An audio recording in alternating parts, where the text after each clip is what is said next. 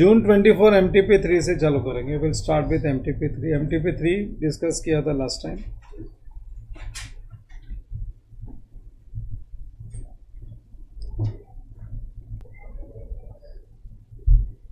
Now we are doing MTP paper 3 of accounts. As usual, first question is always true or false. 12 marks. Second question theory and third question कोई भी एक practical question होता है. सो जो regular जैसा paper रहता है वैसा ही पेपर है. The first question we start with the first question onwards. State with reason the following statements are true और फॉल्स. पहला, सबसे पहले, subsidy received from government for working capital by a manufacturing concern is a revenue receipt. Working capital के लिए अगर मिला है तो उसको हम लोग रेवेन्यू रिसीट बोलेंगे. बोलो ट्रू है क्या फॉल्स है? It is true. Working capital का मतलब होता है day to day management of the organisation.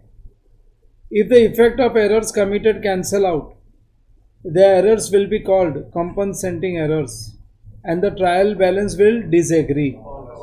False है बिकॉज कंपनसेटिंग एरर्स में ट्रायल बैलेंस एग्री होता है.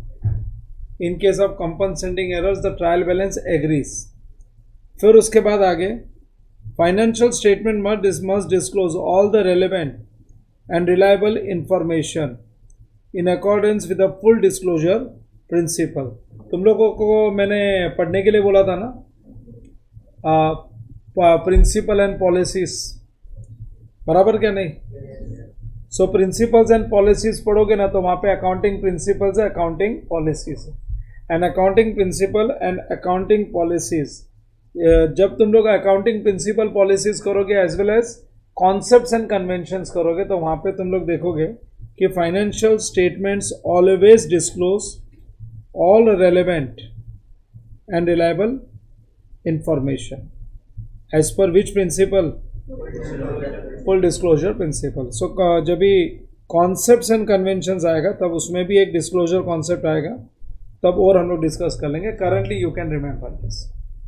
उसके बाद limited liability partnership LLP is govern by Indian partnership act 1932.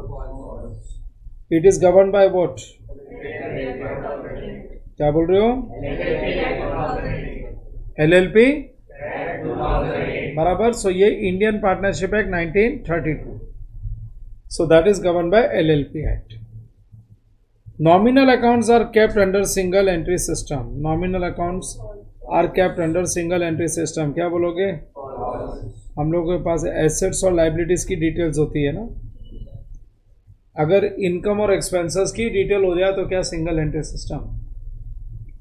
A person holding preference shares of the company can not hold equity shares of the same company. ऐसा होता है क्या? A person can be equity shareholders as well as he may be preference holders as well as he may be debenture holders. So this is false. So same person can be equity shareholders, he can be preference shareholders, he can be debenture holders. Now differentiate between provision and contingent liability. So differentiate between provision and contingent liability. Provision is a present obligation. Contingent liability is a possible obligation. In case of provision, the outflow of resources is probable. In case of contingent liability, outflow of resources is not probable. Provision meets recognition criteria, so we pass journal entry. It does not meet recognition criteria, so it is disclosed in notes to accounts. Have you got it? Yes. So these are the major differences. Provision is a liability based on substantial degree of estimation, that is with uncertain time and amount. Whereas contingent liability is a possible obligation as per past obligating event, but the results outcome is depending on some events, some uncertain future events, not only within the control of enterprise. So you have to define and then you have to write certain more points. So you have to remember this. ये तुम लोगों को याद करना पड़ेगा. You have to learn this. हाँ, ये topic मैंने करा दिया है. जगह जगह पे तुमको मिलेगा ये। फिर उसके बाद आता है give journal entries to rectify the errors located in the books of a trader after preparing trial balance. So अपने को रेक्टिफिकेशन एंट्री पास करनी है। आफ्टर प्रिपेयरिंग ट्रायल बैलेंस का मतलब है difference will be transfer to suspense account, the difference will be posted to suspense account. चलो ये 4 transactions है, we have got this 4 transactions, 4 mark का है। पहला transaction an amount of 13,500 received on account of interest was credited to which account? Credit होना क्या चाहिए था और क्या क्रेडिट हो गया? तो फिर जो रॉन्ग क्रेडिट हो गया उसको डेबिट कर देते हैं, तो entry will be commission account debit to interest account. So यहाँ पे फाइनल एंट्री आ गई commission account debit, commission account debit to interest account. ठीक है।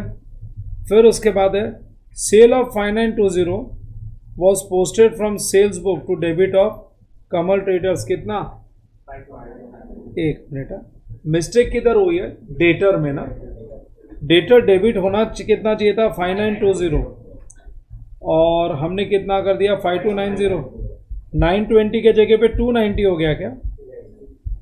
630 शॉर्ट है। So debtors basically debit balance, and debit balance अगर डेबिट शॉर्ट है तो give debit to debtors account, जो नाम है वो कमल ट्रेडर्स जो है ना, debtors account debit to suspense account. कितना अमाउंट आया था अपने को? 630।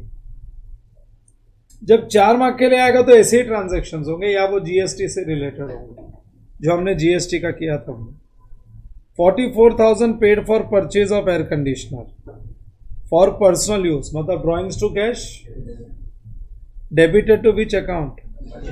हाँ, तो मशीनरी को क्रेडिट कर देते हैं और ड्राइंग्स को डेबिट कर देंगे, तो हमारी एंट्री बन जाएगी drawings account debit to machinery account, drawings to machinery.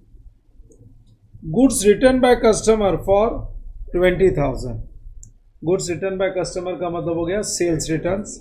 The same have been taken into stock but no entry has been passed, तो एंट्री पास करनी है ना, तो एंट्री पास कर देते हैं सेल्स रिटर्न्स टू डेटर्स 20,000। ये 4 mark.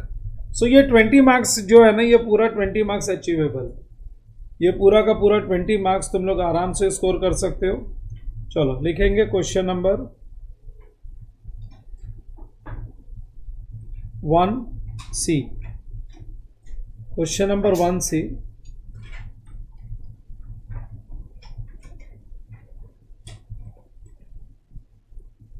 MTP3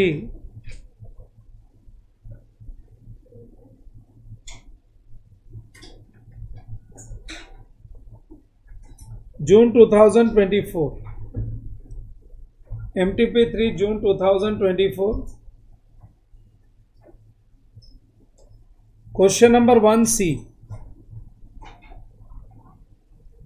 question number 1C मैंने तुम लोगों को बोला भी था लास्ट लेक्चर में कि जितने भी ट्रू और फॉल्स है पास्ट एग्जाम के पेपर में सब कर लो complete, complete all.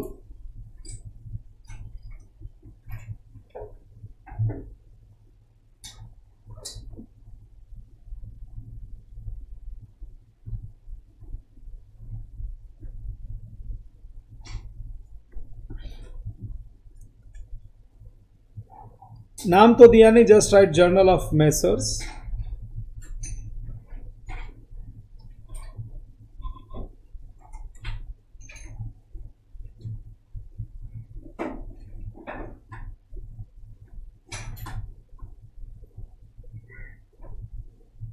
Journal of messrs. हाँ, पहला ट्रांजैक्शन कमीशन वाला है, number 1 commission account debit to interest 13,500।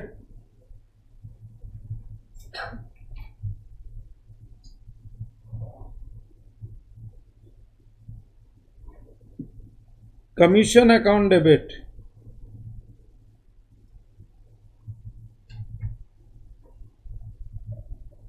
Commission account debit to interest account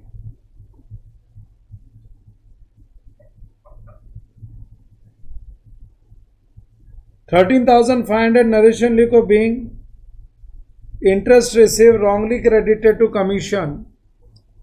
Being interest received wrongly credited to commission. Being interest received wrongly credited to commission account. Now rectified. Wrongly credited to commission account. Now rectified. Now rectified. Done. Wrongly credited to commission. Now rectified. Next है sale of 5920. हमने गलती से debtors account में कमल traders में कितना लिख दिया 5290. सो कमल traders में कम लिखा है, शॉर्ट डेबिट है तो अभी डेबिट कर देंगे. सो लिखो Kamal traders account debit to suspense account. Kamal traders account debit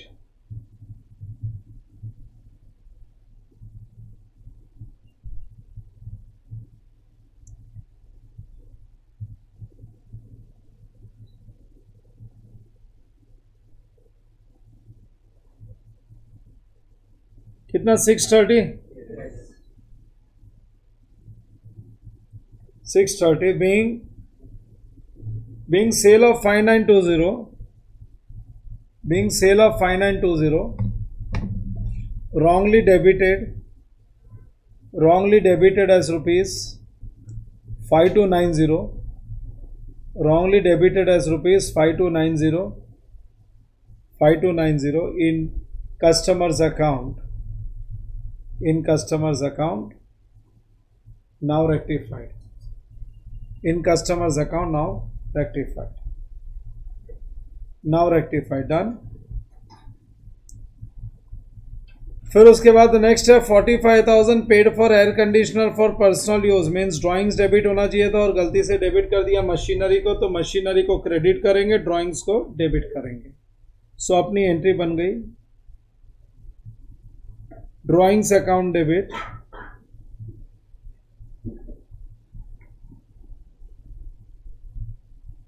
drawings account debit to machinery account.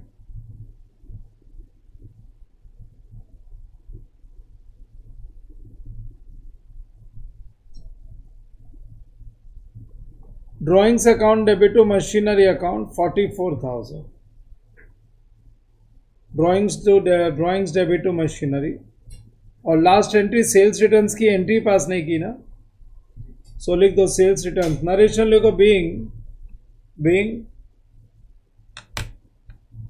Purchase of asset for personal use.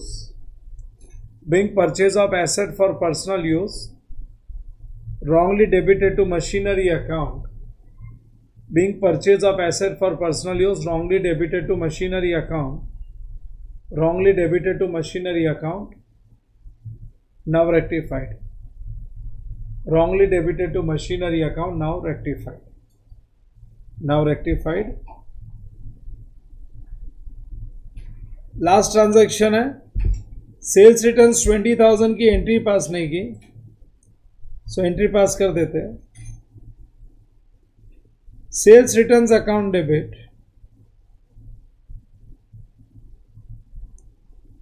Sales returns account debit to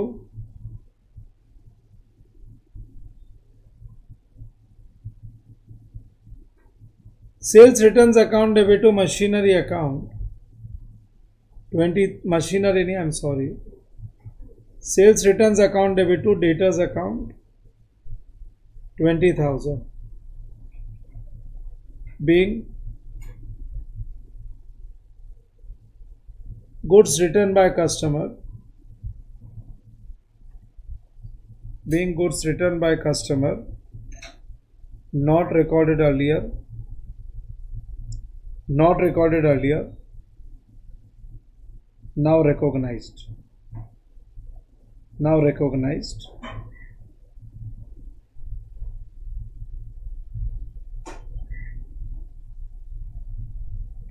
not recorded earlier now recognized. ये लो हो गया, ये 4 mark का question और एक. सो अभी हम लोग लाइन से ही जा रहे हैं. अगला question, question number 2A. A firm purchased, we have to prepare machinery account for 4 years.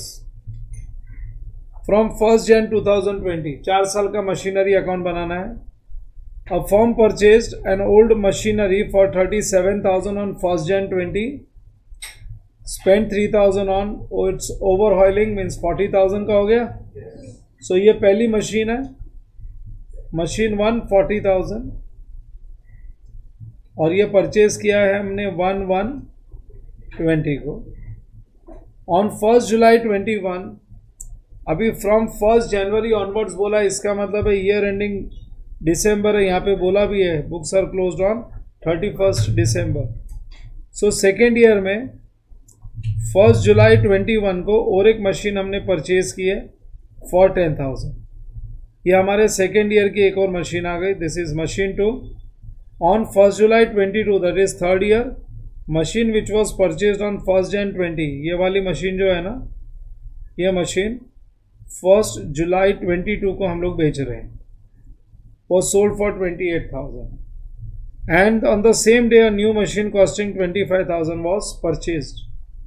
सो एक तो ये तो सोल्ड है, लेकिन यही डेट को हम लोग ने एक और मशीन परचेज कर ली 25,000. सो अपने पास 3 मशीन तो हो गई. On 1 July 23, the machine purchase on 1 July 21 was sold. ये मशीन हमने बेच दी. कौन से डेट को बेची है? 1 July 23. 1 July 23 we sold this machine. So ये मशीन बेचने के बाद एक ही मशीन बची है अपने पास. That's it. Depreciation is charge at the rate 10% on straight line method. 10% on straight line method, and the firm changed the method and adopted diminishing balance method with effect from 1 Jan 21. The rate was increased to 15% per annum. So method कभी से change हो गया है? Second year से बदल गया ना. Second year से बदल गया तो ओपनिंग बैलेंस को डेप्रिशिएट करना चालू कर देना, बस इतना सा ही चेंज है और कुछ नहीं है. सो अपना 2022 में भी परचेज सेल है और 23 में भी परचेज सेल है, बराबर. सो जो साल में परचेज सेल आता है ना, वो साल में हमको 5 लाइन रख लेना चाहिए. देखो question number 2A, right. Question number 2A, this is answer to question number 2.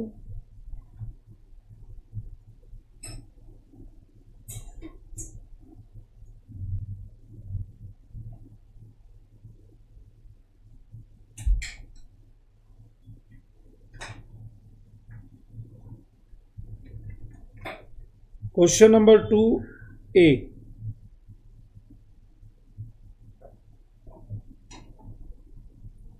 Only machinery account is required.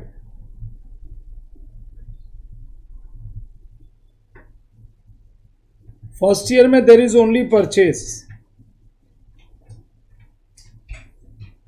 Second year में भी परचेज ही है, 21 में भी परचेज है खाली. 22 में परचेज और सेल दोनों है, और 23 में सेल है. सो पहले 2 साल में तो हमने 3-3 लाइन रखी है, और बाद में हमने 5-5 लाइन रख दी है.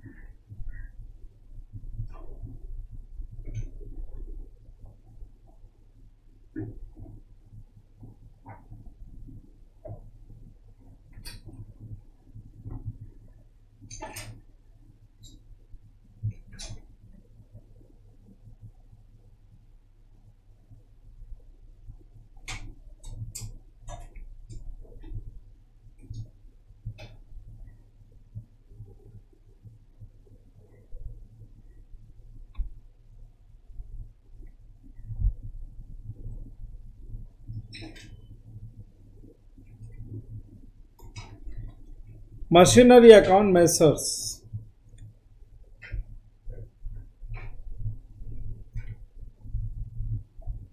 Are you all ready with this? Yes.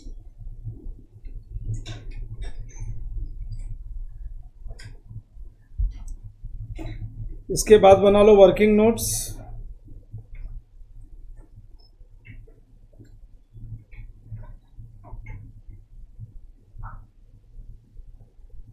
और वर्किंग नोट्स में हमारे पास 3 मशीन है।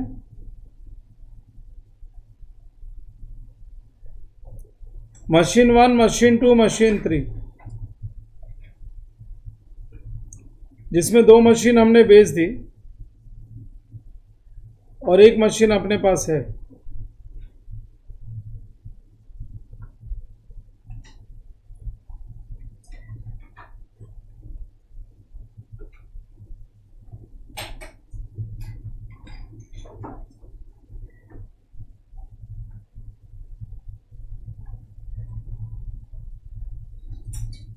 Machine 1, machine 2 and machine 3।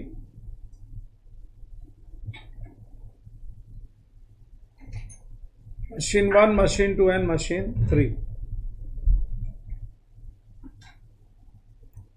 Original cost as on 1 Jan 2020। ये प्रॉब्लम है चेंज ऑफ मेथड का।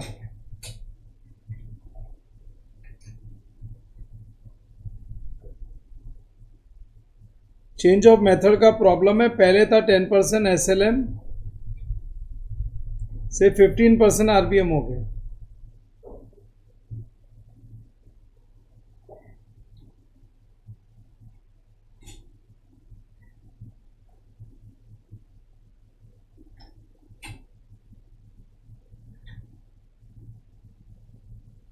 $10% SLM to 15% RBM। So company purchase a machine of 30,000 और 3,000 उस पर हमने स्पेंड किया है, तो ये मशीन बन जाती है 40,000 की। This machine is of 40,000। First year में और कुछ नहीं है। फर्स्ट ईयर में we have to charge depreciation and 10% SLM है फर्स्ट ईयर में, क्योंकि बिगिनिंग ऑफ द ईयर में परचेज किया है, पूरे साल का depreciation. And balance is 36,000। This is book value as on 1/1/2021। Book value as on 1/1/2021 हो गया लिखे। अब अगले साल में एक तो डेप्रीसिएशन का मेथड 10% था और ये 10% से डिमिनिशिंग बैलेंस मेथड हुआ है 1 Jan 2021 से। तो अब ये साल में हम लोगों को डेप्रीसिएशन 15% RBM अप्लाई करना है, ठीक है ना। एक और मशीन परचेज की है 1 July 2021 को। कितने की परचेज की है? 10,000। Original cost as on 1 July 2021 10,000। और सेकेंड ईयर में कुछ नहीं है।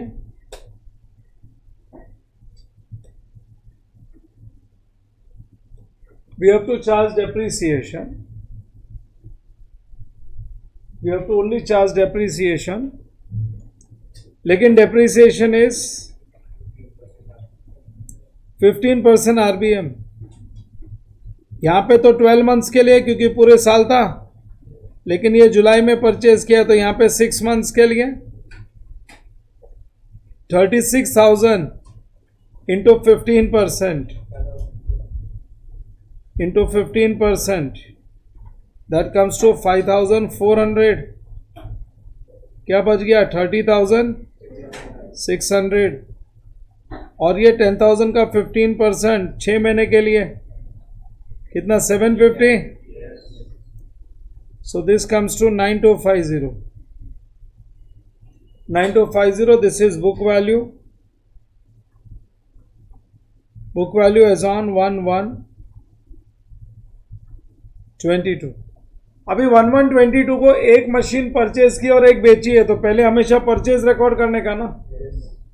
Original cost as on 1 July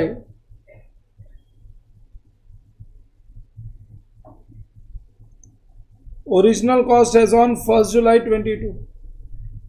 on 1 July 22 देख लो।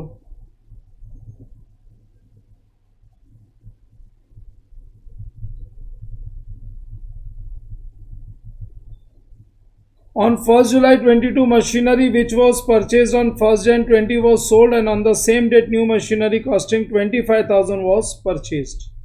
So हमने 25,000 की नई मशीनरी परचेज की है और वो पहली वाली मशीनरी हमने 1st जुलाई को बेचा है. मतलब कितना मंथ्स यूज किया हम लोग ने? 6 months we have used this machine for 6 months. So 30,600 into 15% into 6 divided by 12, 2295. 2295. 2295 is the depreciation minus 30,600 gives you 28,305. This is book value. Book value as on 1st July 22, that is on the date of sale. And this is sold for. हाँ, बेचा कितने में हम लोग ने? It is sold for 28,000. Sold for 28,000. So 305 rupees कम मिला. This is loss on sale.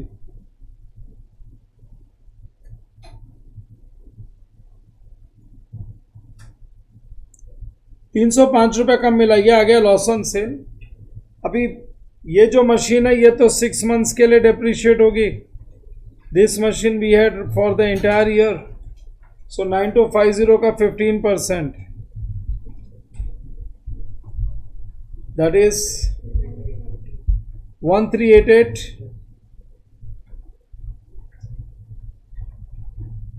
minus 9250 7862 और 25,000 into 15% into 6 by 12. Is it 1875? 1875.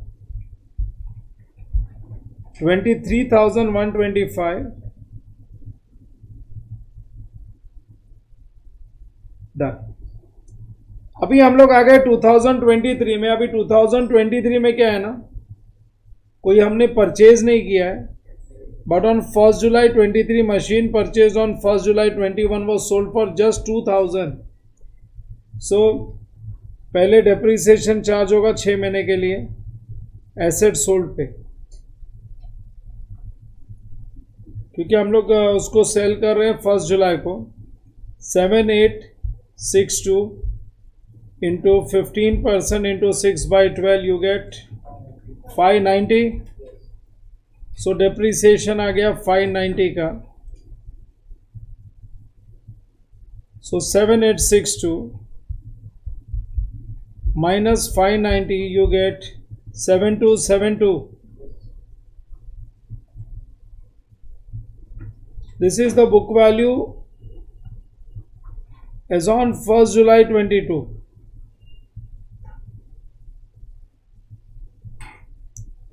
Minus sold for. It is sold for just 2,000 rupees.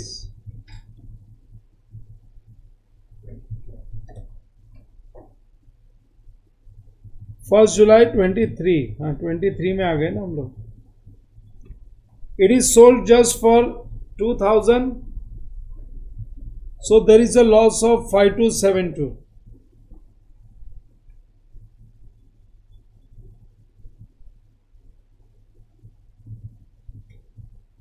और ये तो 12 months था अभी अपने पास. 23,125 into 15% is 3469 minus 23,125 you got 19,656. क्या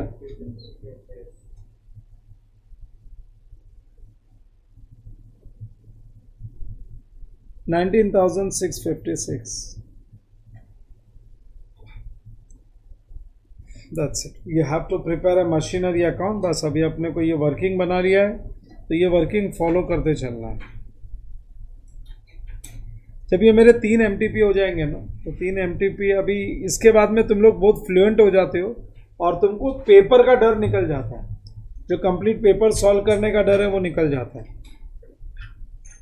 original cost 40,000 लिख दो. First Jan 20 machinery account debit, machinery account debit to cash bank account. कितना अमाउंट था? और ये साल में कुछ नहीं. 31 December 20 बाय डेप्रीसिएशन. वर्किंग में सब कुछ लिखा है हमने. 4,000 31 December 20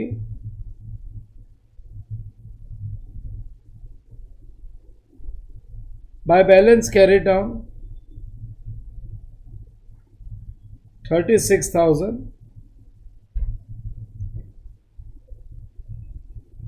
Opening balance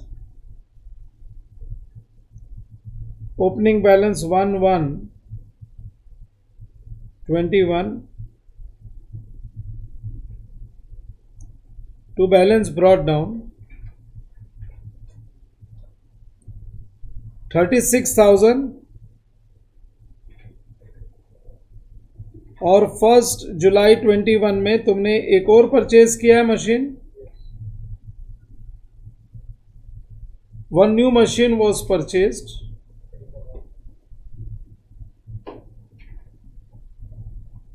हाँ, ये फर्स्ट ईयर का डेप्रीसिएशन चार्ज करके इधर पहुंच गए. एक और मशीन परचेज की है. कितने की? 10,000 की. Original cost 10,000.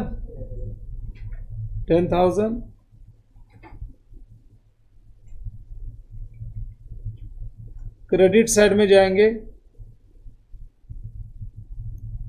31 December 21 bye depreciation. जरा डेप्रीसिएशन का टोटल बताओ मेरे को. डेप्रीसिएशन का टोटल ये 5,400 और 750 कितना आ गया? 6150. 46,000. So 39,850. 31 December 21 by balance CD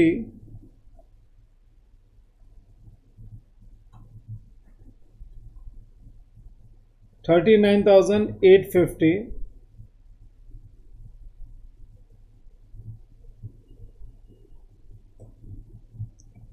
One 2022 to balance brought down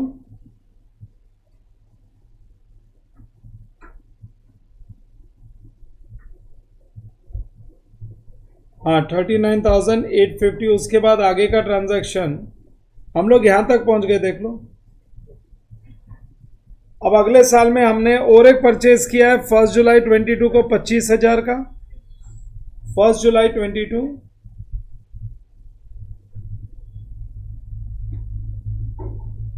machinery account debit. एक बार वर्किंग बना लिया ना तो straight line, RBM, change of method, कोई चीज का टेंशन ही नहीं लेना है. अब क्रेडिट साइड में 1 जुलाई 22 को ही हमने सेल किया है, उसके लिए डेप्रीसिएशन आएगा.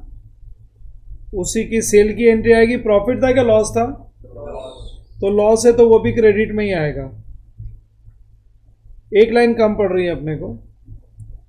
बाय डेप्रीसिएशन एडजस्ट कर देना.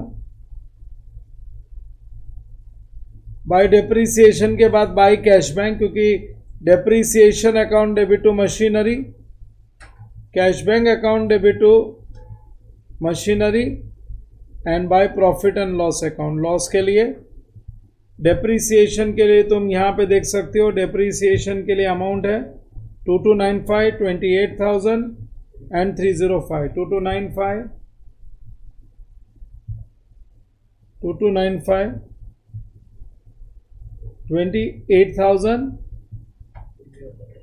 305 मैंने बोला एक लाइन कम पड़ने वाली है. 31 दिसंबर 22, फिर से 31 दिसंबर 22. एक तो अनसोल्ड एसेट का डेप्रिसिएशन आएगा, रिमेनिंग अनसोल्ड एसेट का डेप्रिसिएशन, और उसके बाद जो बैलेंस है that is closing balance. Bye depreciation में ये ले लोगे तुम 1388 और 1875 कितना होता है? 3263. So 44, 54, 64, 850 माइनस करो.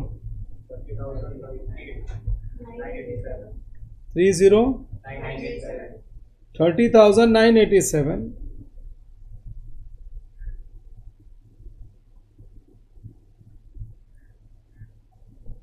ये आ गया लास्ट ईयर.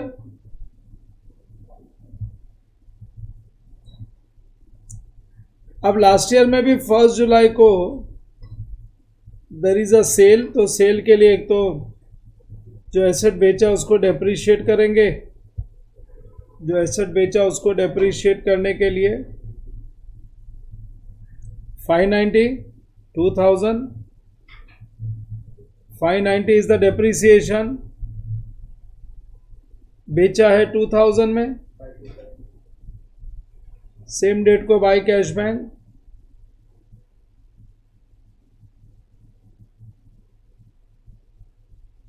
और प्रॉफिट में बेचा है. लॉस आया, प्रॉफिट आया. कितना लॉस है? 5272. सो लॉस तो फिर से क्रेडिट ही हो जाएगा.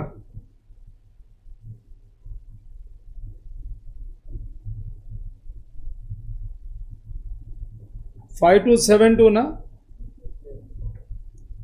और रिमेनिंग एसेट को डेप्रिशिएट करना है 3469 से. 3469 31 December 23 by depreciation account.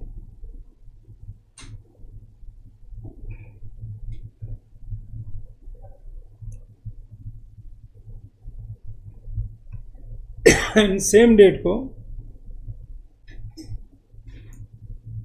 Bye balance CD.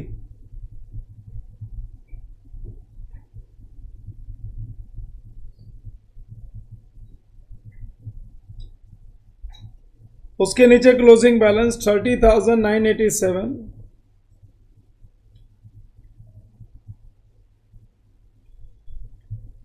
और डिफरेंस तुम्हारा यही आ जाना चाहिए 19,656.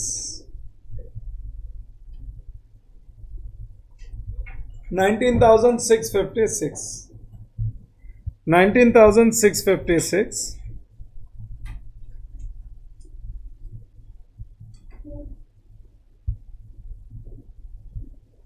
हो गया. So question number 2A is complete. 10 mark के लिए क्वेश्चन है ये.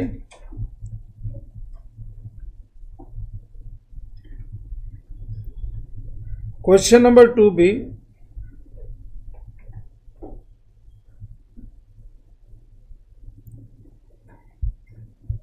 ये भी एक 10 मार्क का क्वेश्चन है.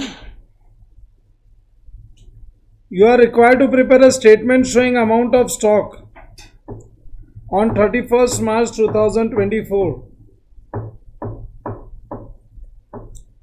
Ram Setu Limited keeps no stock records, but a physical inventory of stock is made at the end of each quarter, and the valuation is taken at cost. तो physical stock जाके हम लोग check करते हैं.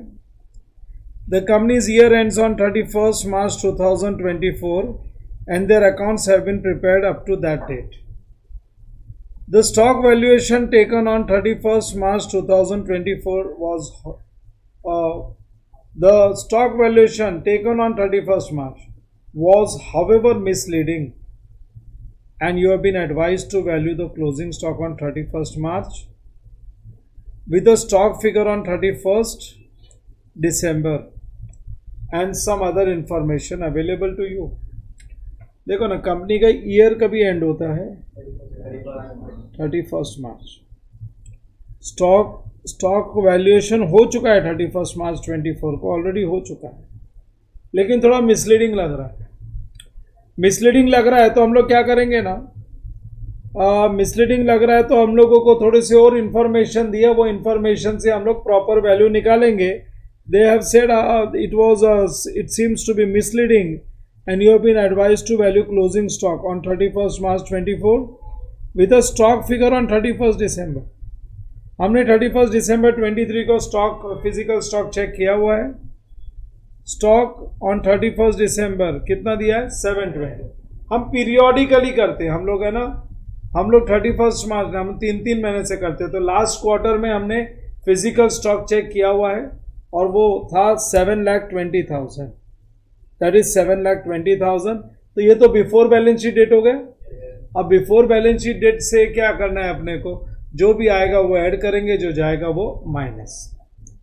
अभी on 31st December stock sheet showed the following discrepancy. एक काम करते हैं ना, स्टॉक रिकंसिलेशन लिख लेते हैं और साथ साथ में करते चलेंगे. एक जीपी परसेंटेज खाली क्रॉस चेक कर लेते हैं, कहीं जीपी परसेंटेज दिया होगा. Gross profit is 25% on cost. इसको एक ऑन सेल्स कन्वर्ट कर लेते हैं और फिर हम शुरू कर देंगे. This is question number 2B.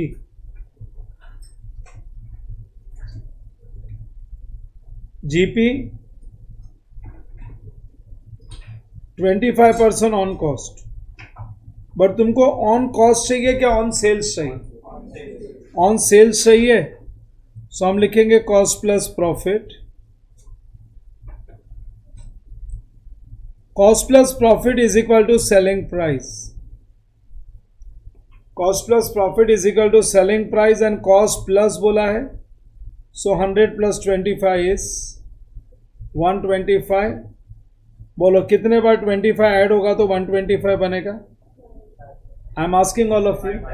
So can I say profit is 1/5 on sales.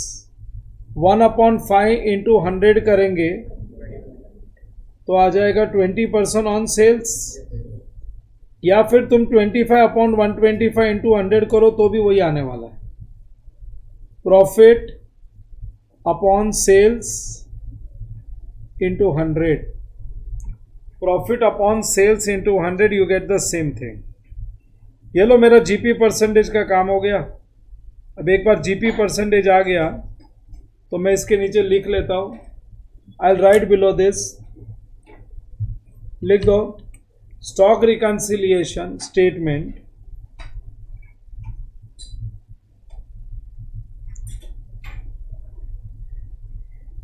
stock reconciliation statement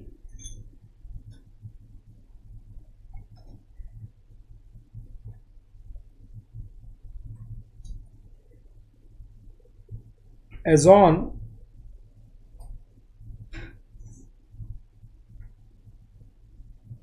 as on 31st March 2024.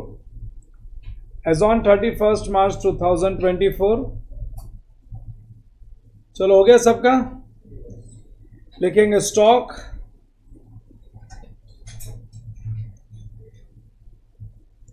कौन से डेट को स्टॉक हमने कैलकुलेट किया था? 31st December 23. Stock as per physical records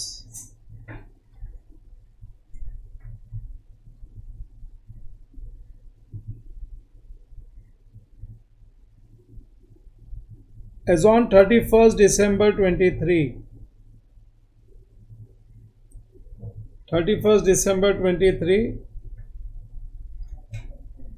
7,20,000.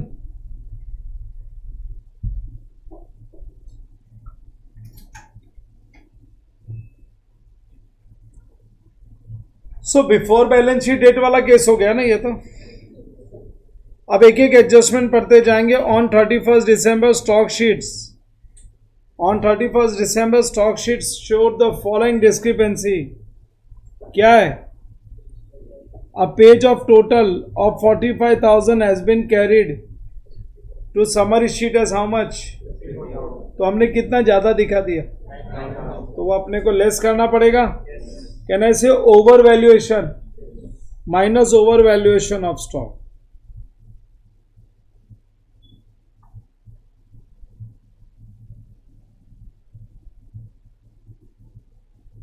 Minus over valuation of stock.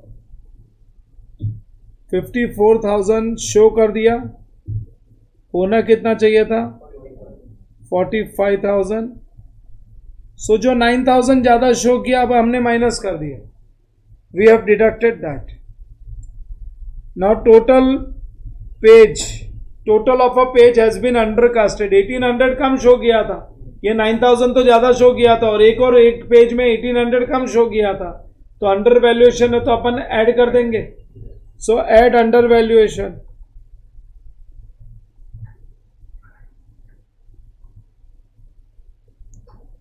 Add undervaluation.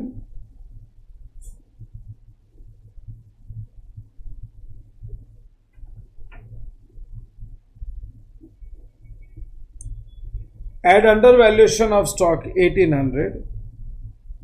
चलो ये adjustment हो गया अपना. We have completed this adjustment. उसके आगे next adjustment.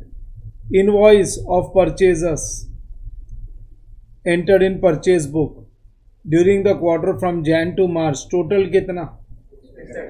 6,30,000. Out of this 27,000 related to goods received prior to December. तो prior to December अगर received है तो वो तो ऊपर फिजिकल स्टॉक में है ना. And invoices entered in April 2024 relating to goods received in March. अगर इन्वॉइसेस अप्रैल का है तो वो नहीं लेना चाहिए अपने को, क्योंकि अपने को तो 31 मार्च तक की ओनरशिप वाले ही गुड्स मेरे बुक्स में आएंगे ना. मेरे को 31 मार्च का स्टॉक चाहिए. तो देख लो मेरे गुड्स में टोटल 630 का गुड्स था, इसमें ये तो नहीं लेना है अपने को. ये 630 में से ये मत लो, लिखो purchasers between plus purchasers between 1st Jan 2024 होएगा ना. 1st Jan 24 to 31st March 24. तुमने टोटल परचेज कितने का किया है? 6,30,000. टोटल परचेजेस किया है 6,30,000 का. इसमें ये वाला गुड्स तो ऑलरेडी है ही ना. ये 27 तो पहले ही आ गया था. तो जब दिसंबर में हम लोग फिजिकल स्टॉक लेने गए तो वो फिजिकल स्टॉक में ऑलरेडी इंक्लूडेड है, तो दो बार इंक्लूड मत कर देना. तो ये 27,000 माइनस कर दो.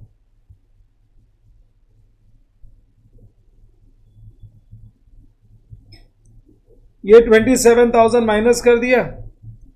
और एक minute. Invoice of purchase during the quarter total 630. Out of this 27,000 related to goods received prior. ये तो एकदम श्योर हो गया कि मेरे फिजिकल स्टॉक में है already. But invoices entered in April relating to goods received in March. ये मार्च में गुड्स मिल गया था, लेकिन इसका बिल कब बना? एक मिनट. एसेट को डिफाइन करते हैं. एसेट को हम लोग डिफाइन करते हैं on the basis of control. On the basis of asset. Inventory भी एक एसेट होता है, और एसेट ओनरशिप बेसिस पे रिकॉर्ड होता है कि कंट्रोल बेसिस पे? कंट्रोल बेसिस पे. अगर हमारे पास कंट्रोल आ गया तो हम लोग ओनर है. Have you got it? So if we got the control we are the owner. So ये क्या है ना, भले ही अप्रैल में इसका बिल बना होगा, बट हम लोग ओनर कभी बन गए? इन मार्च में. तो अगर हम लोग मार्च में ओनर बन गए तो ये अपने साथ इंक्लूड होना चाहिए. ये गुड्स अपने को एक्सक्लूड नहीं करने का. मैं एक नोट लिखाऊंगा, इस पे एक नोट लिखेंगे हम लोग दैट देखो क्या है ना, एसेट का डेफिनेशन यही है, सब्सटेंस ओवर फॉर्म। क्या बोलते हैं आप लोग? As per substance over form ownership is not depending on legal transfer of, हमारे नाम पे ट्रांसफर होगा ना, legality is not given importance, reality is given more importance. So reality क्या, उसके पहले अपने को मिल गया, रिसीव्ड, और हम खरीदने वाले हैं ना, तो मेरे को मिल गया, तो उसके बाद में मिल गया तो मैं बेच भी सकता हूं, खाली मेरे नाम पे बिल ही तो बनना बाकी था ना। Have you got it? So इसको हम लोग इंक्लूड करेंगे। तो 6,30,000 में से 27,000 माइनस करो, और कितना है 36,000 ऐड करो, और यहां पे एक एस्ट्रिक करेंगे। As per AS1 on substance over form, as per AS1 on substance over form, इससे तुम्हारे आफ्टर बैलेंस शीट वाले पे कोई फर्क नहीं पड़ने वाला है। आफ्टर बैलेंस शीट वाले प्रॉब्लम्स ऐसे ही चलेंगे, तो कोई चेंज नहीं आएगा। बिफोर बैलेंस शीट डेट में ओनरशिप को इंपॉर्टेंस देते हैं, और आफ्टर बैलेंस शीट में तो वो फिजिकल काउंटिंग आती है ना, उसको हटाते हैं अपन लोग। आफ्टर बैलेंस शीट वाले में, आफ्टर बैलेंस शीट वाले क्वेश्चन में कुछ भी दिमाग मत लगा लेना, जो जैसे किया वैसे ही राइट आंसर आएगा। जो आफ्टर बैलेंस शीट डेट वाले प्रॉब्लम से उसमें कुछ चेंज मत करना, वो वैसे ही चलेगा। सो यहां पे एक एस्ट्रिक कर देना। बोलो कितना अमाउंट आया? 6,39,000। मैंने पॉलिसीज टॉपिक करवाया तुम लोगों को, उसमें सब्सटेंस ओवर फॉर्म लिखाया है, और मैंने तुम लोगों को यह भी बताया लीज होल्ड प्रीमाइजेस अपने बैलेंस शीट में आती है, हम ओनर थोड़ी है, बट कंट्रोल अपने पास है तो हम लिखते हैं। एसेट का कंट्रोल आ गया, इन्वेंट्री भी एक एसेट है। अरे इन्वेंट्री है, बैलेंस शीट में लिखने वाला स्टॉक ही तो ढूंढ रहे हैं, तो बैलेंस शीट में जो स्टॉक लिखते हैं वो एक्सपेंस नहीं होता, वो एसेट होता है। और एसेट वो होता है जो हमारे कंट्रोल में होता है, ओनर होने की जरूरत नहीं, जो हमारे कंट्रोल में, जिससे इकोनॉमिक बेनिफिट्स हमको मिलता है, किसी और को यूज करने से रोक सके। सो ये वाला पॉइंट इंपॉर्टेंट है। यहां पे वो इनवॉइस देख के हटा देते हो, अजम्पशन करते हैं। अरे क्या अजम्पशन, क्या जरूरत है अजम्पशन की? मैं तुमको करेक्ट अकाउंटिंग स्टैंडर्ड का नोट लिखाऊंगा, वो लोग आरटीपी एमटीपी हमें अजम्पशन करते, इट इज अज्यूम्ड। अरे क्या assume? As per substance over form nothing is to be assume, के सब अजम्पशन पे चलता है। As per substance over form, as per accounting standard 1 substance over form, ownership ownership is not the criteria to recognize an asset. To recognition of an asset is based on control. If we have control over the asset, it will be shown in our books. चलो आगे देखो, 639 हमने add कर लिया। अब आ गया next transaction, sales. कितने का सेल्स है? 8,10,000 का टोटल सेल्स है। अब ये 8,10,000 जैन से लेके मार्च तक का टोटल सेल्स है। सेल्स में माइनस करना है अपने को, क्योंकि बिफोर बैलेंस शीट में जो आता है वो ऐड, जो जाता है वो माइनस। सो लिखो less cost of goods sold,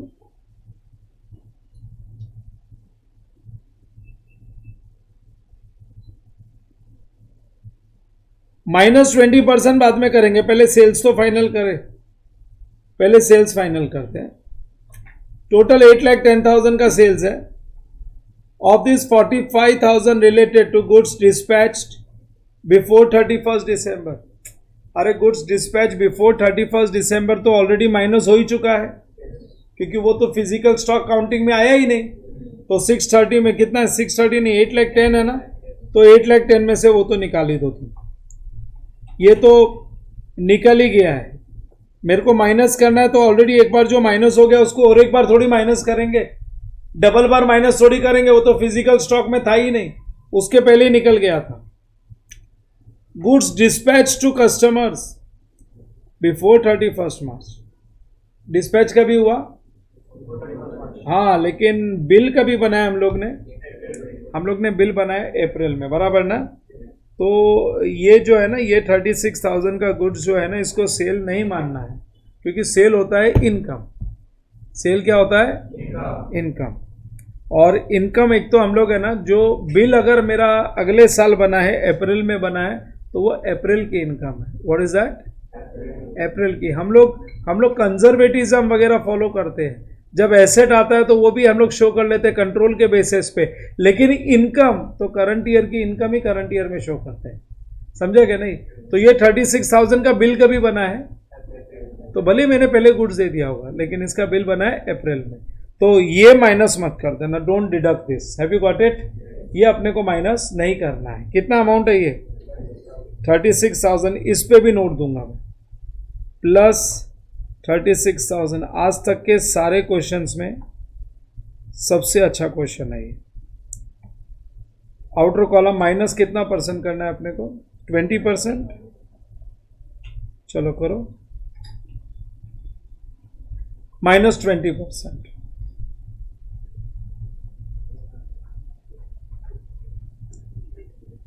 बोलो बोलो।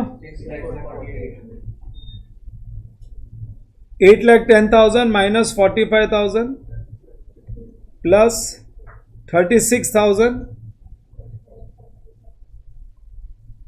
Minus 20%, 640, 800।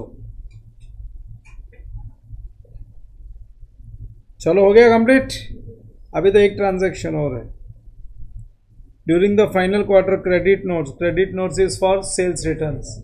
Credit notes invoice value that is sale value of 9,000 had been issued to customer in respect of goods return during that period. हाँ, तो सेल्स रिटर्न में goods वापस आ जाता है ना, तो ऐड बैक कर लो इसको। कॉस्ट ऑफ सेल्स रिटर्न्स कितना बोला हुआ है? सो 9,000 में से माइनस कर लो 20%, कितना? 7,200। ये लो।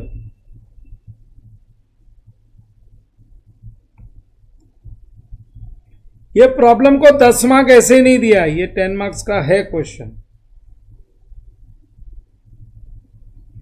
जो माइनस किया उनको ब्रैकेट में डाल दो and get the final answer. What you get?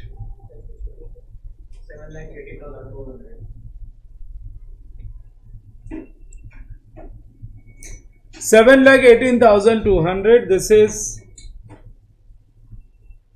stock as per books.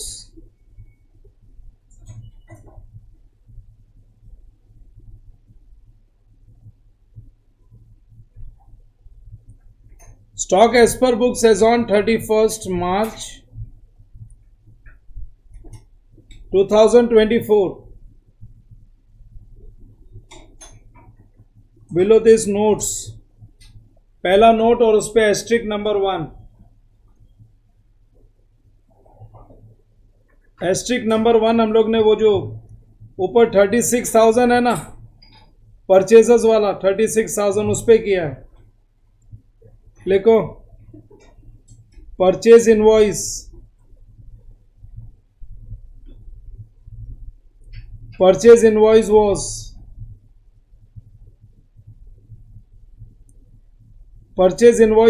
made on 1st April 2024, but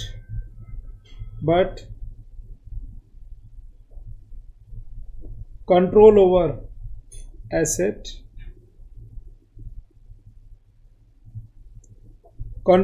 asset was established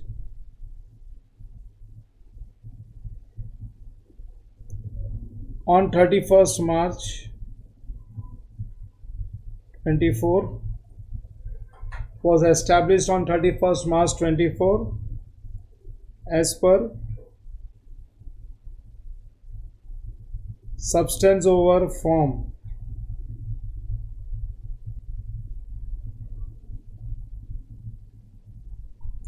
As per substance over form का मतलब है legal form.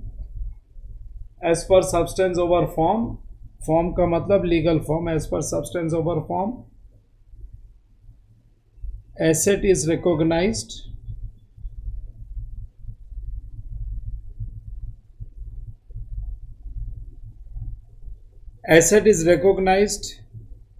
in books of accounts on the basis of transfer of control. On the basis of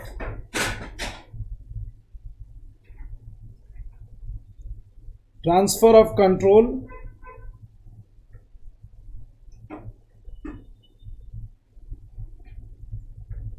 and not on the basis of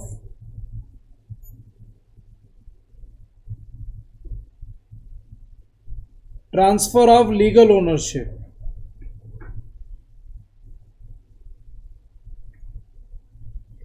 ऐसे question start में कर देते हो ना तो एग्जामिनर तुम्हारा पेपर थोड़ा ध्यान से चेक करता कि the student has done studies properly, उसने अकाउंटिंग स्टैंडर्ड्स भी किए हैं, जो पॉलिसीज वाला टॉपिक है बहुत अच्छे से किया है।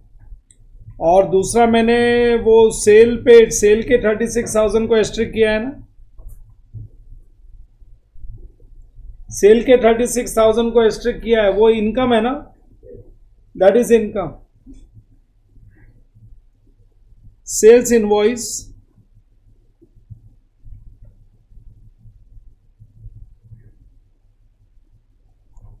was raised in April, so it is next year's sales.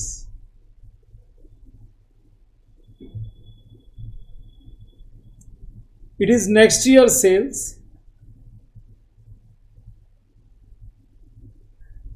and not current year's sales revenue.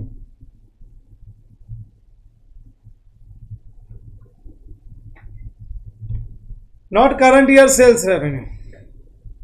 It is next year sales, not current year sales revenue. That's it. Mark this question as very, very important. अभी तक जितने भी question किए थे ऐसी situation ही नहीं थी किसी में। हो गया complete. Next question. So this completes our question number 2। हमने क्वेश्चन नंबर 1 भी कर लिया, क्वेश्चन नंबर 2 भी कर लिया। एक बार पेपर सॉल्व करने की आदत हो जाएगी ना, उसके बाद में ना तुम लोगों को भारी नहीं लगेगा एग्जाम का पेपर सॉल्व करना। अदरवाइज तुमको क्या है ना, खाली टॉपिक्स ही करते रहते हो ना, एक एग्जाम का पेपर जो एग्जाम के दिन लगते हो ना, उसमें तुम शैटर हो जाते हो। बस वो पहले ही दिन तुम्हारी बैंड बच जाती है। So you should have the habit of attempting papers. Now question number 3। अब देखो क्वेश्चन नंबर 3 में नॉन प्रॉफिट ऑर्गेनाइजेशन है और 3B में क्या है, रिटायरमेंट ऑफ पार्टनर है। सो अब हम लोग क्वेश्चन नंबर 3 करेंगे। We will do question number 3। Doctor Guleria started private practice on 1st April 23 with 2 lakhs of his own fund। मतलब commencing year है, cash bank to capital, and 3 lakhs borrowings है, cash bank to loan at an interest of 12% per annum. पहले ही दिन अगर loan ले लिया है तो इस पे इंटरेस्ट भी लगेगा। निकालो 3 lakhs का 12%, क्या बोल रहे हो, 36,000। जरा पेमेंट साइड में देखो, इंटरेस्ट ऑन लोन पूरा पे किया है, full 36,000 has been paid, you can see here. So confirm कर लिया हम लोग ने। आगे सो मेरी पहली एंट्री आ गई, cash bank account debit to capital account to loan account, और वो मैं रिकॉर्ड कर लूंगा। मैं कैश बैंक अकाउंट बनाऊंगा, हम लोग कैश बैंक अकाउंट बनाएंगे। इनफैक्ट कैश बैंक अकाउंट तो दिया हुआ ही है ना, कैश बैंक अकाउंट दिया हुआ तो सेकेंड इफेक्ट दे देंगे। अगर ये रिसिप्ट्स एंड पेमेंट्स दिया हुआ है तो वाई टू प्रिपेयर अगेन। देख लो ना, cash bank account debit, cash bank account debit, बराबर ना, दोनों के लिए। ये रहा, ये कैश बैंक अकाउंट डेबिट कितना है, 5 lakhs। 5 lakhs to capital balance sheet में चला जाएगा और लोन भी बैलेंस शीट में चला जाएगा।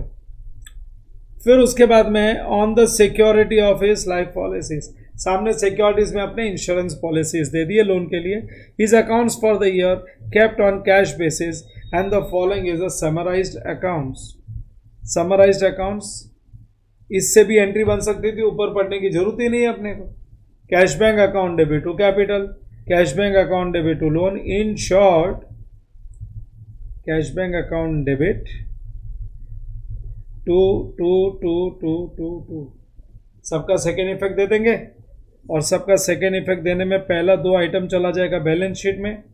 Prescription fees will go to P&L credit, this is P&L credit, this is again P&L credit, और पेंशन रिसीव्ड, अभी पेंशन रिसीव्ड को बैलेंस शीट में लिखेंगे, ठीक है ना। आगे मेडिसिन परचेज तो कंज्यूम्ड आने वाला है। सर्जिकल इक्विपमेंट्स, सर्जिकल इक्विपमेंट्स खरीदा, ये एसेट है। मोटर कार एसेट है। फिर car expenses, wages, rent, general charges, ये हाउस होल्ड एक्सपेंस का मतलब हो गया drawings.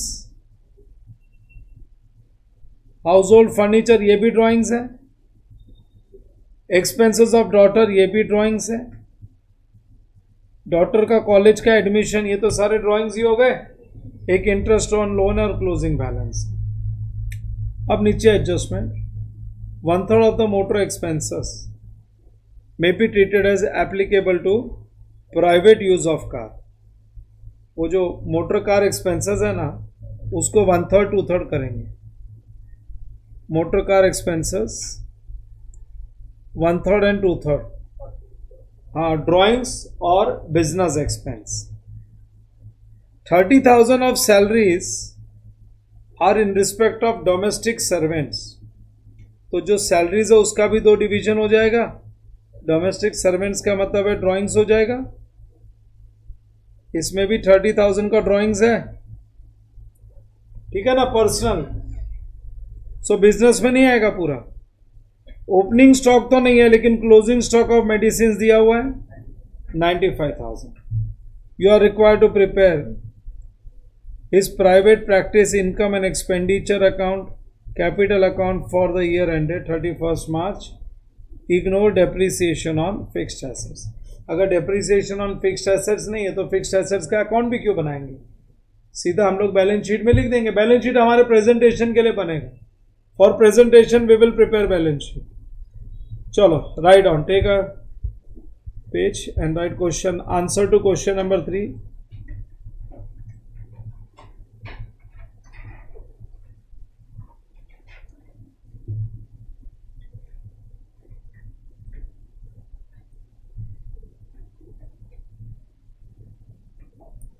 Answer to question number 3.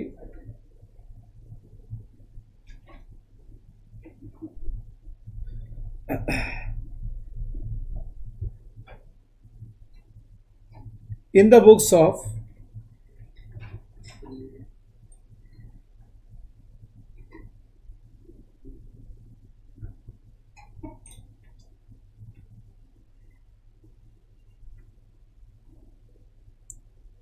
books of Dr. Guleria,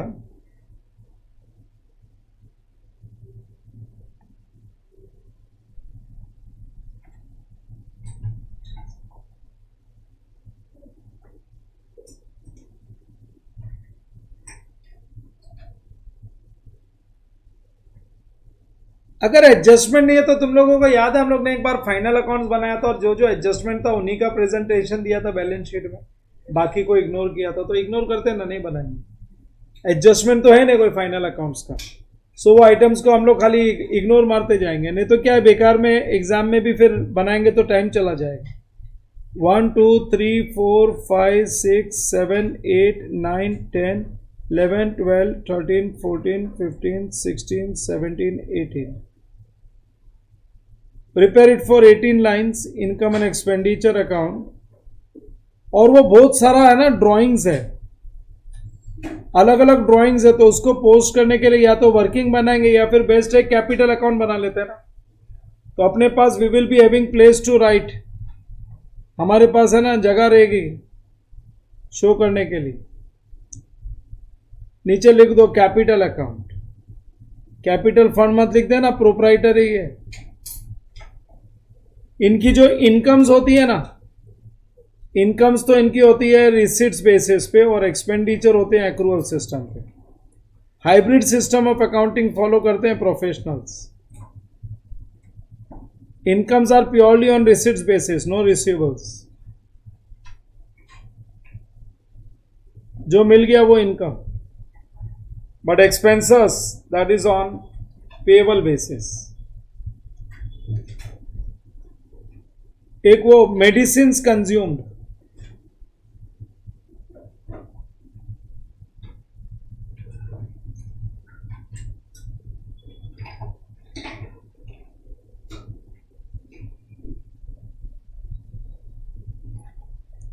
2 medicines consumed. We don't have opening stock. Why to write? Purchasers. और इस बार creditors account भी नहीं है, तो जो मेडिसिन खरीदा है वो पेमेंट टू क्रेडिटर नहीं है. That is purchases of medicine. अगर क्रेडिटर अकाउंट होता ना तो अपने को क्रेडिटर अकाउंट से परचेज मिलता. ये आ गया कैपिटल अकाउंट. चलो चालू करेंगे पोस्टिंग. सबसे पहले I will start from here.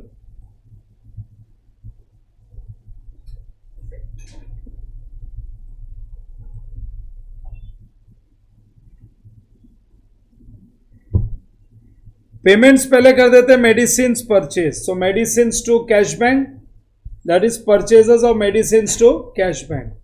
So cash bank तो है ही उधर. यहां पे लिख देते क्या अमाउंट क्या दिया था, 2,45,000. ये लो से परचेजेस अकाउंट डेबिट और कैश बैंक उधर क्रेडिट है ऑलरेडी. नेक्स्ट है surgical equipment balance sheet. Surgical equipment balance sheet बराबर. फिर उसके बाद में मोटर कार.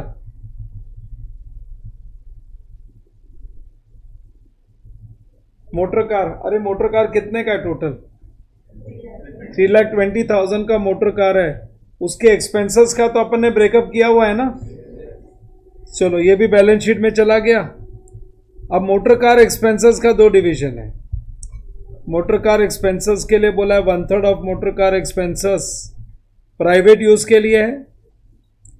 सो लिखो 2 motor car expenses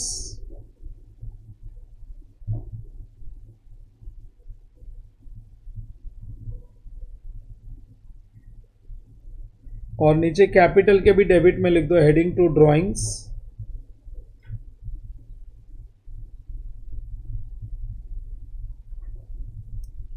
list of drawings काफी सारे आइटम्स है.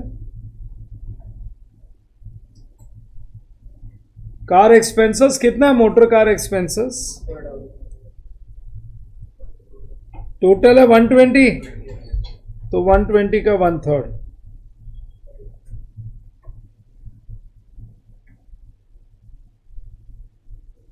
सो 12,000 कितना हो गया? 40,000 इनर कॉलम में लिखना. और बैलेंस इधर लेके आ जाओ. हो गया बाइफरकेशन. फिर उसके बाद में मोटर कार एक्सपेंसेस के बाद ये लो सर्जिकल इक्विपमेंट डिसाइड हो गया. बैलेंस शीट बना ही नहीं है. ये बैलेंस शीट इसका ब्रेकअप कर दिया. ये लो ये भी ड्राइंग्स में जाएगा. 1,05,000 में से यहां पे दिया हुआ है 1 metre 1/3 of the car applicable to private use. यहां तक तो हो गया ना. 30,000 of salaries was in respect of domestic servants. So total salaries कितना है? वेजेस 1,05,000. तो लिख दो टू वेजेस एंड सैलरीज. 1,05,000 में से अगर 30,000 निकाल दिया तो 75 बच गया क्या? 75,000 तो लिख दो इधर और बाकी नीचे ले जाओ. Wages and salaries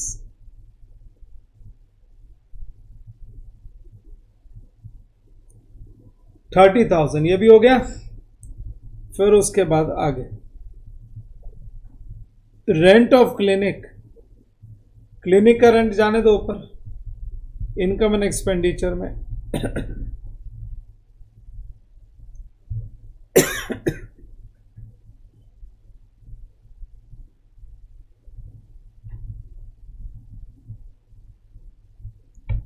to rent of clinic कितना है रेंट? 60,000 ये ऊपर लिख दो.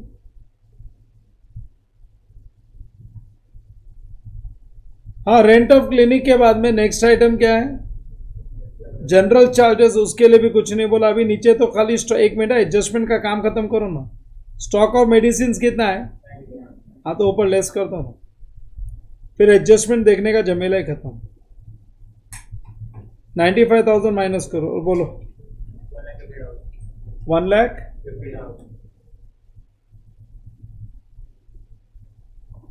ब्लिंक हो रहा है क्या स्क्रीन? 1,50,000.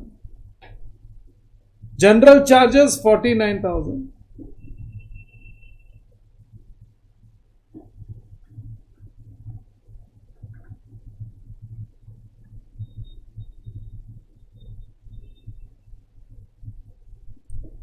जनरल चार्जेस 49,000 और फिर उसके बाद जनरल चार्जेस के बाद में, एक मिनट है, 1 2 3, ये 3 आइटम ही है ना, 180, 25, 2,15,000, ये सब हाउस होल्ड एक्सपेंसेस है. सो लिख दो household expenses 180, household furniture 25,000,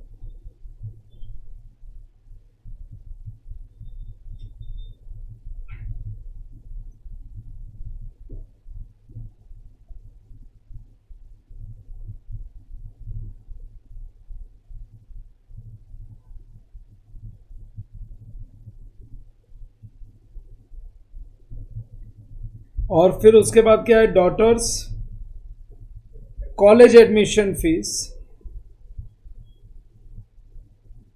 expenses on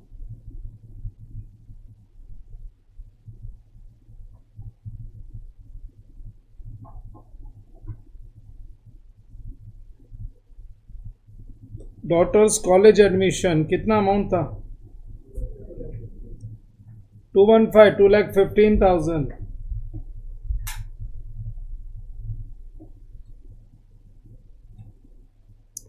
$2,15,000. Interest on loan जाने दो एक्सपेंडिचर में.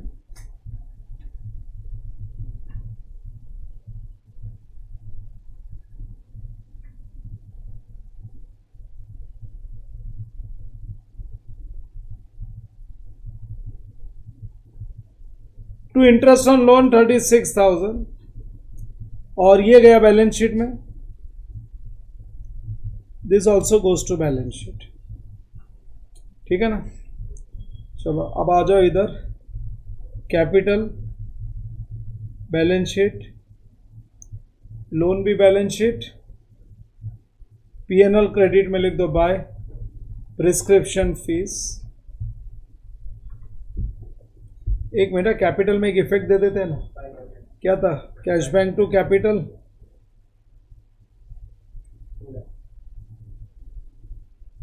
कैपिटल 2 lakhs का है और loan cash bank account debit to loan will go to balance sheet. हाँ, फिर उसके बाद में कितना? Prescription fees 660.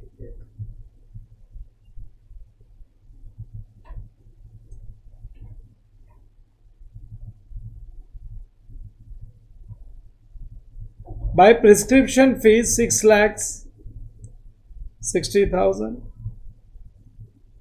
प्रिस्क्रिप्शन फीस के बाद में क्या है नेक्स्ट? विजिटिंग फीस और लेक्चर फीस. Visiting fees 2,50,000.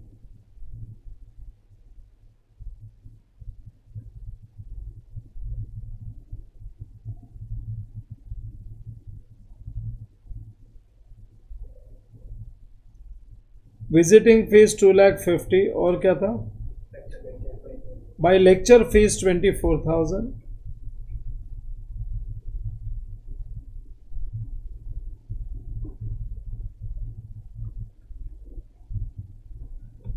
हाँ, pension fees balance sheet item है. It's a balance sheet item, यहाँ पे उसका कोई लेना देना नहीं है. कितना पेंशन फीस? मैं इसको कैपिटलाइज भी कर सकता हूं क्योंकि और कोई नहीं, अपन ही है. किसी और के लिए लिया जाता है ना, अगर एम्प्लॉयज होते हैं ना, अगर एम्प्लॉयज होते हैं तो हम लोग इसको सेपरेटली रख सकते हैं, लेकिन यहाँ पे कोई एम्प्लॉय नहीं है, प्रोप्राइटर ही है. तो cash bank account debit to, it's like a capital fund only, capital पे का ही पार्ट है. So pension fees received, so ये भी हमारे अकाउंट बिजनेस में ही आने दो. जैसे हम लोग कैपिटल का ट्रीटमेंट करते हैं same, it is capitalised. Cash bank account, अगर मेरे पास एम्प्लॉयज है, अगर मैं बिजनेस चला रहा हूँ, प्रोप्राइटर नहीं हो, तो फिर ये मेरे को अलग से लायबिलिटी शो करनी पड़ेगी. भी अपने लिए नहीं है, ये अपने उसके लिए, स्टाफ के लिए. Cash bank to capital, cash bank to capital, लेकिन लिख दो यहां पे pension fees received, pension fees received. क्या अमाउंट क्या है? 3 lakhs।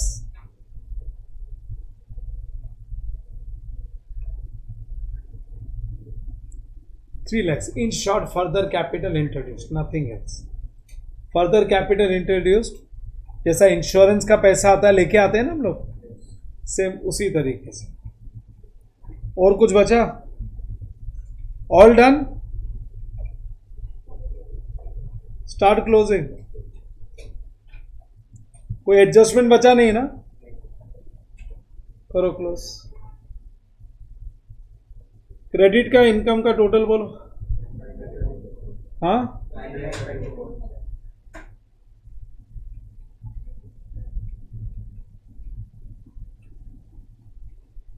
9,34,000 और डोंट राइट ईयर सरप्लस, सीधा सीधा नेट प्रॉफिट लिखो।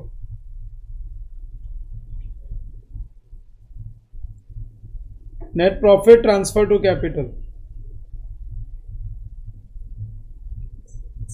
Net profit transfer to capital बोलो। 4,84,000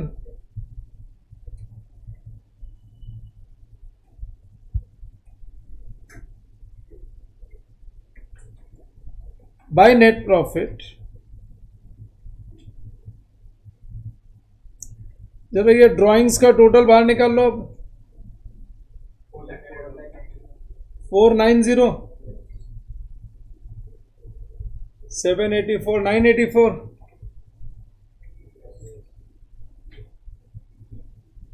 9,84,000। Get the balance. क्या बोल रहे हो? 4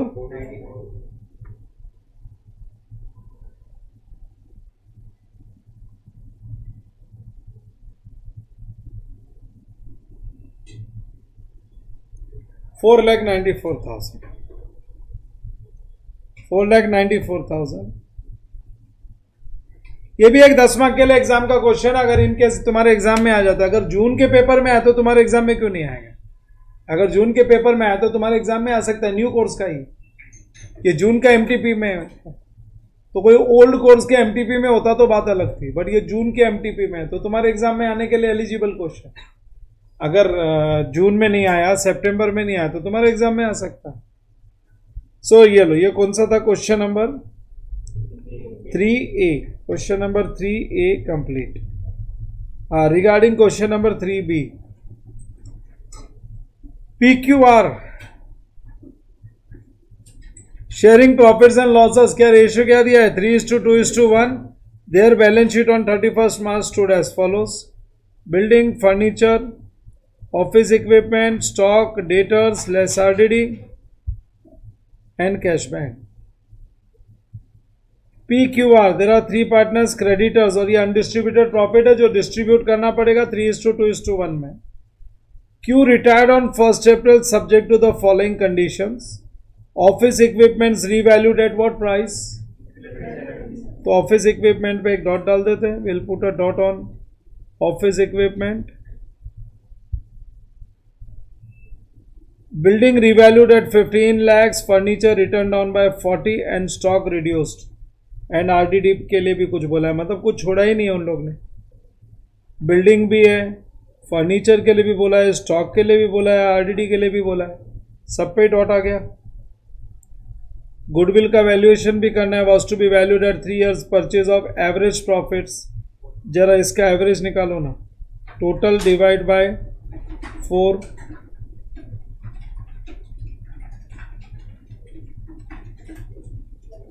total divide by 4 into 3, final answer into 3 करके बोल रहे हो। ये लो 3,60,000 का गुडविल है, तो हम रेज राइट ऑफ और gaining to sacrifice. Amount due to Q is transfer to his loan account, तो जो भी उसका पैसा लोन में जाएगा, कुछ है ही नहीं इसमें तो प्रॉब्लम में। Prepare evaluation, partners capital and balance sheet after Q's retirement. So it's a simple question of 12 marks. So कर देते, ये वाला क्वेश्चन भी हम लोग कर देते। कभी इजी पेपर मिलेगा, कभी थोड़ा अच्छा पेपर मिलेगा, और कुछ नहीं। So don't expect every time easy paper. Main तुमको पूरा प्रॉब्लम सॉल्व करने की आदत होती है, मल्टीपल टॉपिक्स एक साथ करते हो, वो सबसे इंपॉर्टेंट है। क्वेश्चन नंबर 3B है ना ये, partners capital account.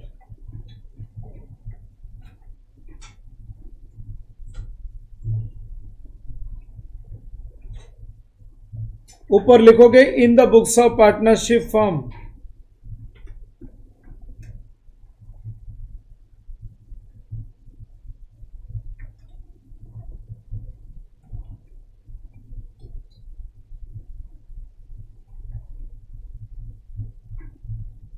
Ten lines.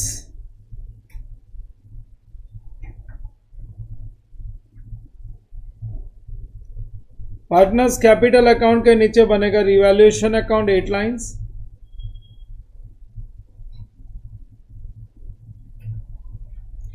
Revaluation account 8 lines.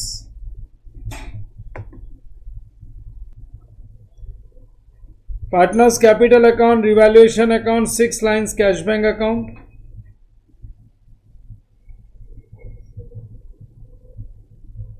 Six lines cash bank account.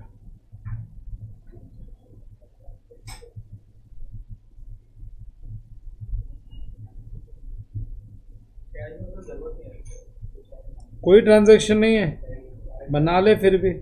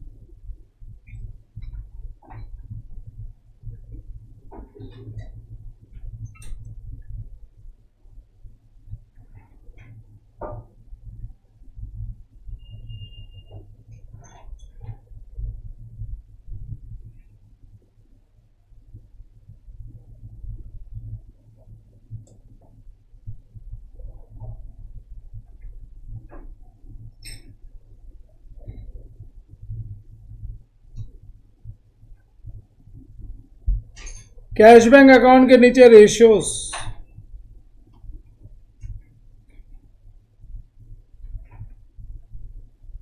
Old ratio, new ratio.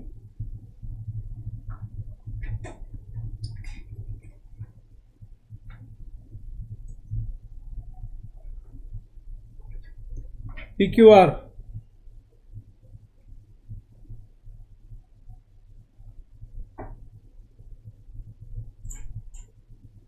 calculation of ratios,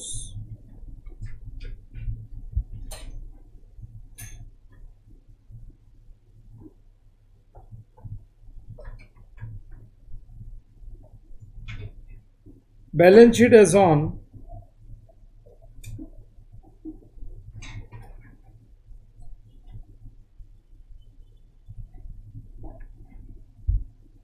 sixteen lines बना लो।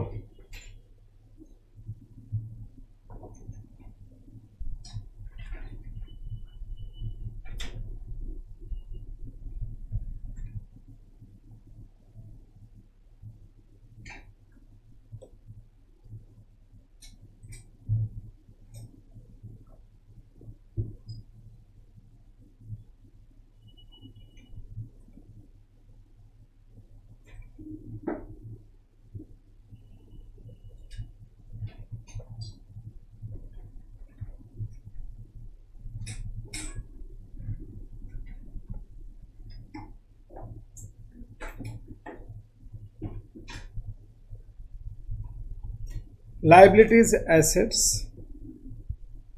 और नीचे हम लोग वर्किंग के लिए यूज कर लेंगे।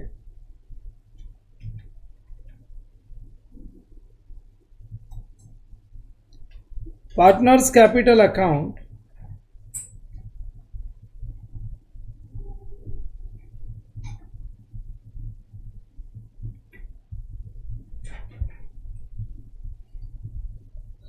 पी और आर रहेगा, क्यू रिटायर हो रहा है, 1 अप्रैल को रिटायर हो रहा है।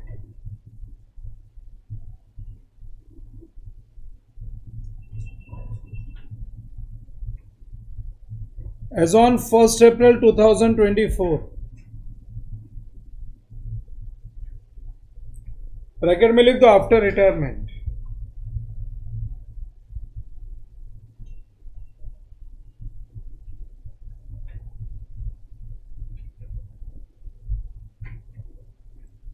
As on 1 April 2024, after retirement.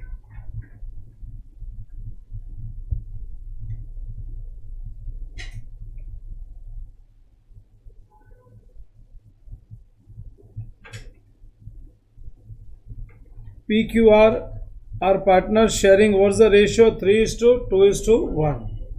So old ratio है 3/6, 3/6, 2/6 and 1/6 ये जा रहा है। और कुछ रेशियो दिया है क्या उन लोगों का? सो 3:1 तो 3/4 1/4 हो गया।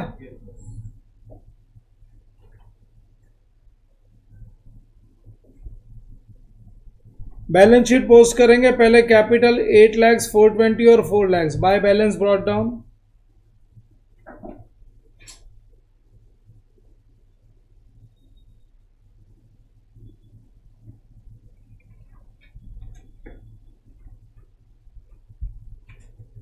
$420 and 4 lakhs.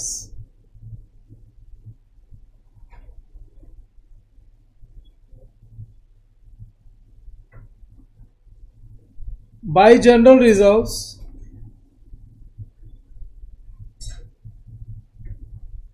जनरल रिजर्व्स को डिस्ट्रीब्यूट करो, 3,60,000 को 3:2:1 बोलो, 1,80,000, 120 और 60।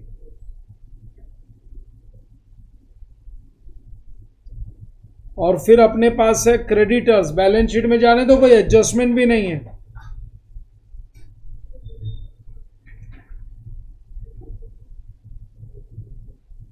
क्रेडिटर्स 370 है।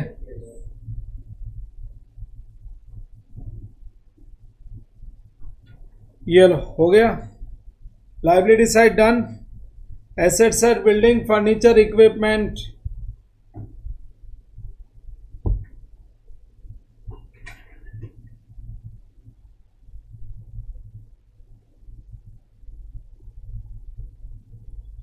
Building furniture,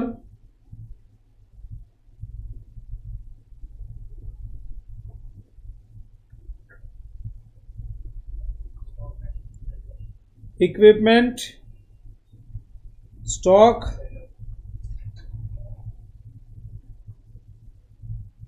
debtors minus RDD,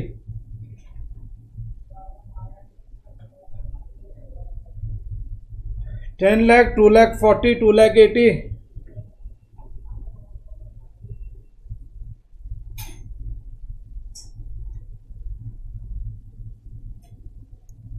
$2 lakh 40, 2 lakh 80,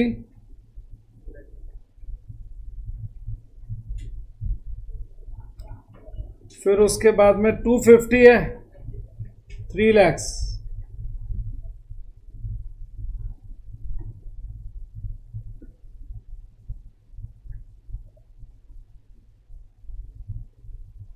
already जो आरडीडी है वो 30 है ना, वो नीचे ब्रैकेट में लिख दो 30,000, जगह रखा है मैंने।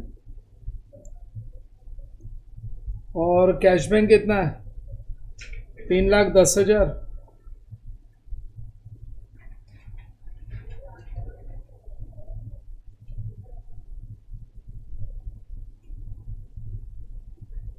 To balance brought down 3,10,000।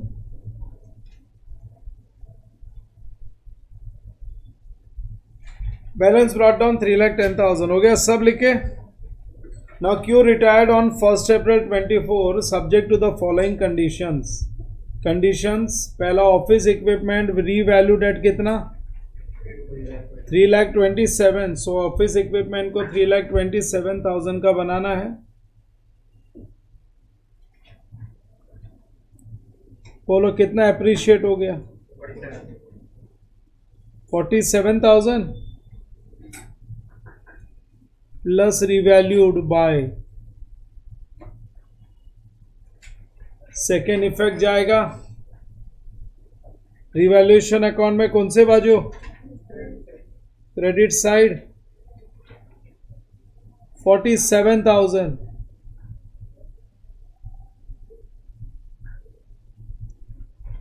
by office equipment. See, it makes lot of difference when you start doing the complete papers. तुम एग्जाम में जरा भी घबराते नहीं हो, आराम से तुम्हारा काम चलता है। बिल्डिंग के बाद में उसके बाद में बिल्डिंग बोला है रिवैल्यूड एट 15 lakhs, बिल्डिंग को 15 lakhs, तो ये भी revalued by 5 lakhs, upward revaluation है। सो रिवैल्यूड बाय, बोलो इसको भी हम लोग क्रेडिट में लिखेंगे by building,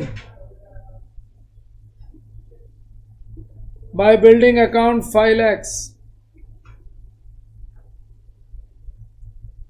building account 5 lakhs। उसके बाद में नेक्स्ट क्या आ गया फर्नीचर, फर्नीचर को रिटर्न डाउन बाय 40,000 से कम करना है।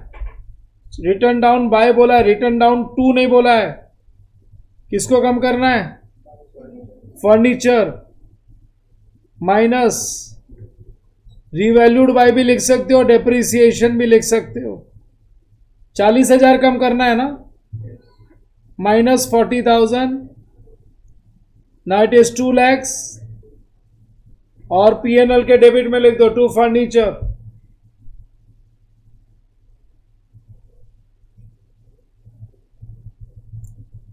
To furniture 40,000।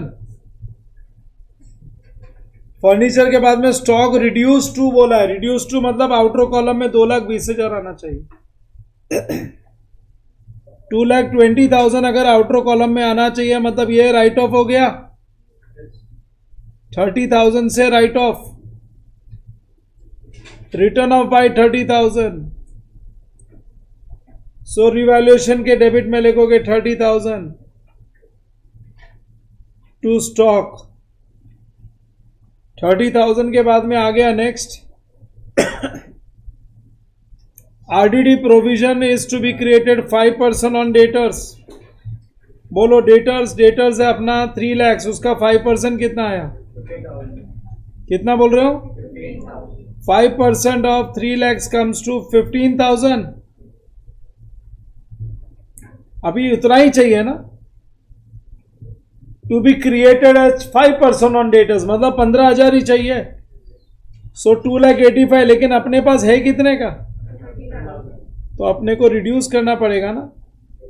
अगर 15,000 रिड्यूस करना पड़ेगा, आरडीडी कम होने का मतलब है सेकेंड इफेक्ट किधर रिवैल्यूएशन क्रेडिट, रिवैल्यूएशन के क्रेडिट में लिख दोगे बाय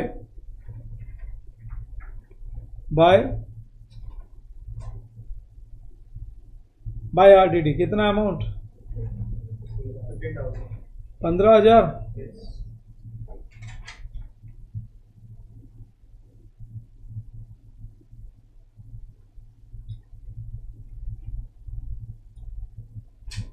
हाँ 15,000, फिर और क्या है डन। अब तो खाली गुडविल बच गया और उसका ट्रीटमेंट बच गया। लिखो goodwill is equal to average profit into 3 years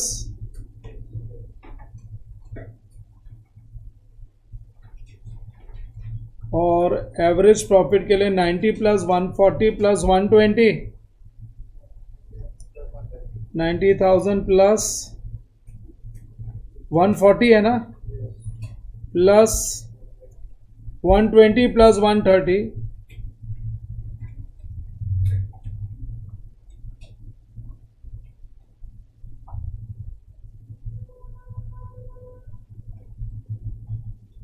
upon 4 into 3 years, बोलो कितना? तुम 360 बोले थे पहले। हाँ, फाइनल आंसर इंटू 3,60,000। अब ये जो 3,60,000 है, P Q are, old ratio है 3:2:1। करो 3:2:1 बोलो। 60, 180, 120 और 60, लेकिन फिर होएगा 3:1, ये तो नहीं आएगा। सो बोलो 3,60,000 को डिवाइड करो 2,70,000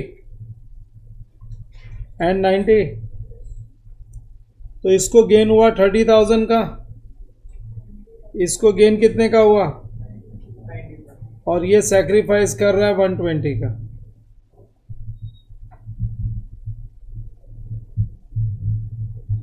बराबर ना? So gaining partners capital to sacrificing, क्यों सैक्रिफाइस कर रहा है ना? So P debit R debit to Q, 90,000, 30,000 and 1,20,000। चलो पी के डेबिट में जाके लिखो 90,000, पी के डेबिट में 90, आर के डेबिट में कितना 30, और यहां पे क्यू में 120 क्रेडिट, इधर लिखेंगे to Q, Q's capital and by P N R, P N R capital. बराबर? फिर अब और क्या, सारे एडजस्टमेंट्स डन, तो फिर रिवैल्यूएशन अकाउंट क्लोज करो। क्या 5,62,000,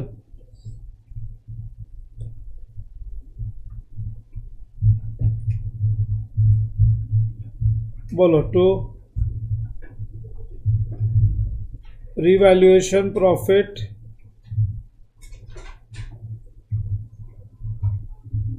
पी क्यू आर, कितने का प्रॉफिट है 492, 3/6, 2/6, 1/6, बोलो 2,46,000, फिर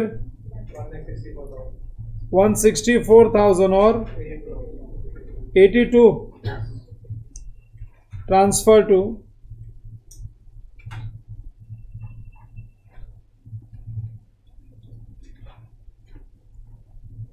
to partners capital account 2,46,000, 1,64,000 and 82,000।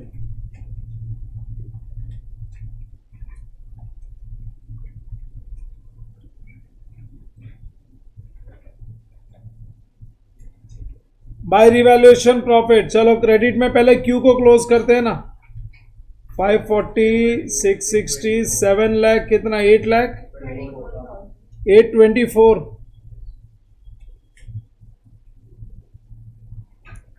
और पूरा अमाउंट इसके लोन में जाने वाला है।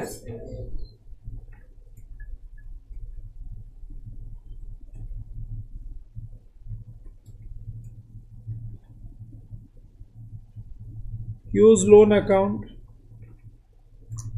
बैलेंस शीट में जाओ,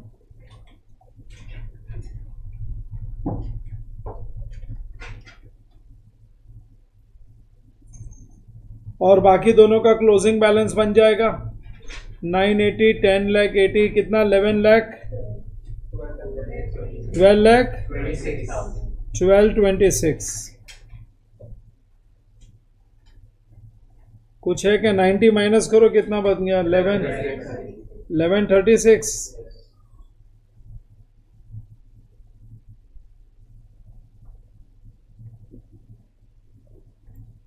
और ये कितना हो गया 5,42,542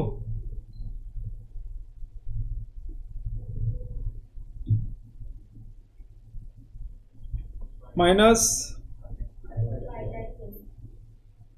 5,12,000 1136 और कितना बोला 5 लाख बोलो कितना हो गया 16,48,000 कैश बैंक उठा लो 3,10,000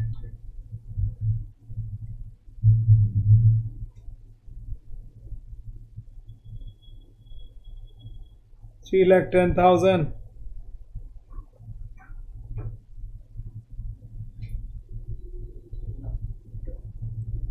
करो बैलेंस शीट टैली 28,42,000